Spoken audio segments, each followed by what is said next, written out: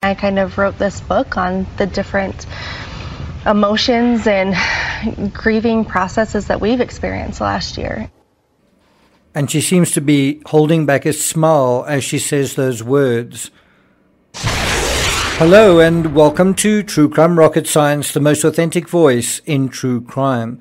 Well, yesterday Richins appeared for a long-awaited detention hearing where she was actually ultimately ordered to be held in jail without bail. Now, one of the things that came out of this detention hearing was the notion that she had performed CPR on her deceased husband. She found him deceased and then performed CPR. According to her, she had sent a text with the words, "I pumped so damn hard, so hard," screaming at him to come back to life. That's what the text stated.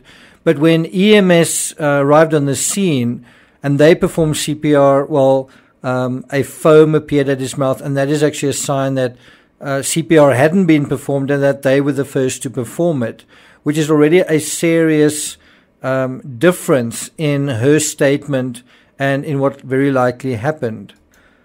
In true crime, and I've been covering true crime for about 10 years, female killers are rare, but they do exist. Which is why KOURI Richins from Utah, who allegedly poisoned her husband with fentanyl and then wrote a book about it, that is also even more rare.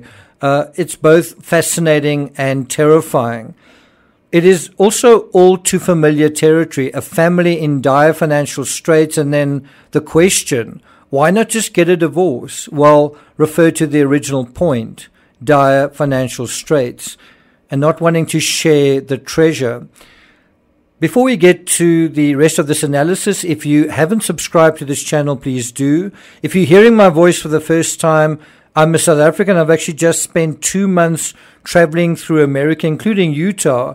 And I was actually in Utah when news broke that this woman, this crime was committed, I think in March last year, March 2022. And she's only just been charged now.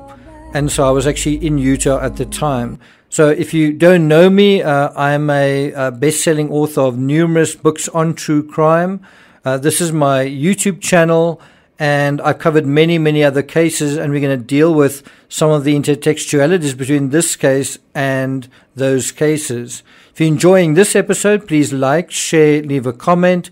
You can also hit the thanks button, and let's get started.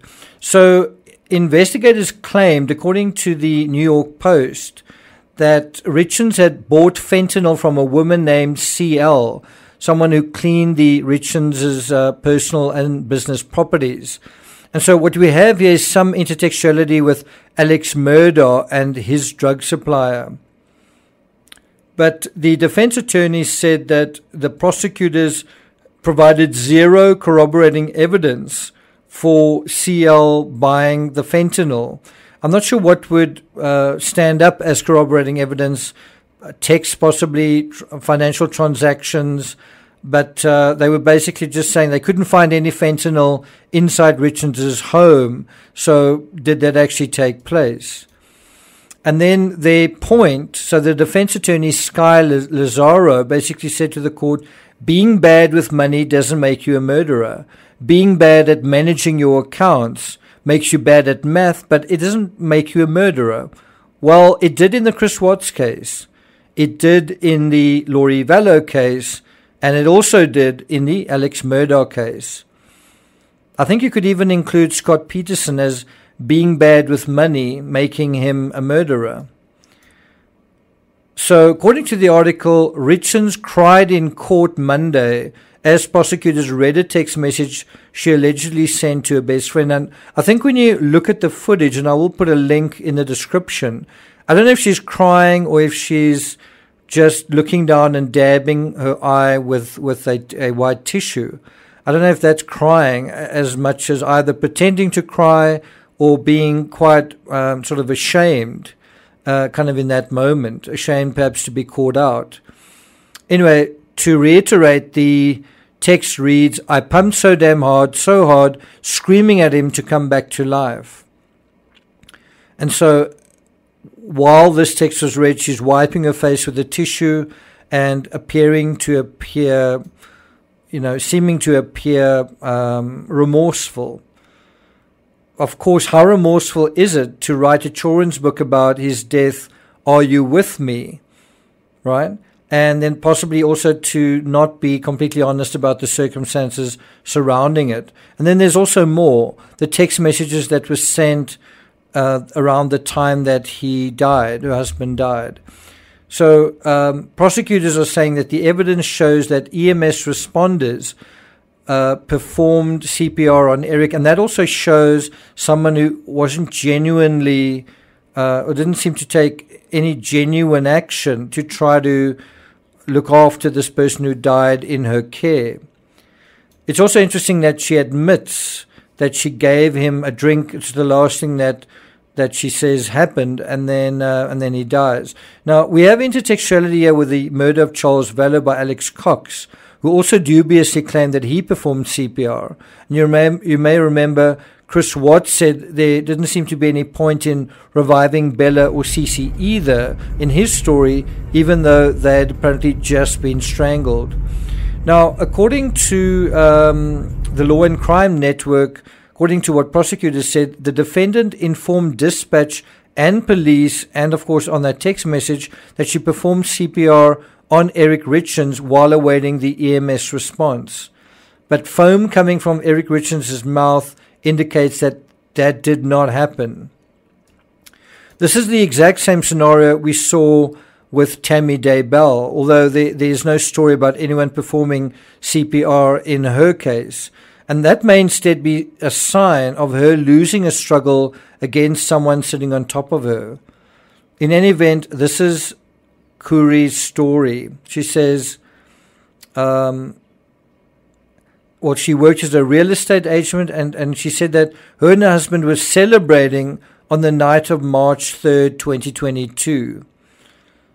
Right? And it's quite an interesting date, 3/3/2022. Anyway, she was celebrating because she had recently sold a house, and she made him a Moscow Mule vodka drink and brought it to him in their bedroom. And I think the sale of the house was a huge milestone, but for KOURI, not for necessarily for her husband.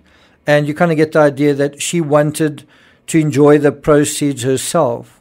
She possibly saw the sale also as the ticket she'd been waiting for out of her marriage.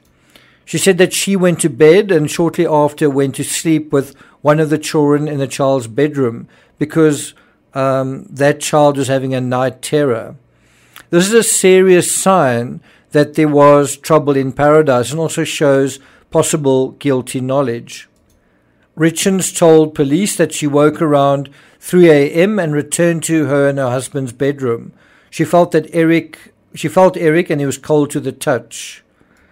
Evidence showed that KOURI Richins had a second cell phone, and I think this helped create the breakthrough in this case. And she'd made several suspicious internet searches, including luxury prisons for the rich in America, and whether the cause of death listed on a death certificate could be changed or could be altered, and then also whether police could force a person to take a polygraph test. She also allegedly clicked on articles with titles like signs of being under federal investigation, and also delay in claim payment for death certificate with pending cause of death. Letitia Stork, if you recall, also revealed her thought process around the time she committed murder by laying down a particular search history across a critical area of the timeline.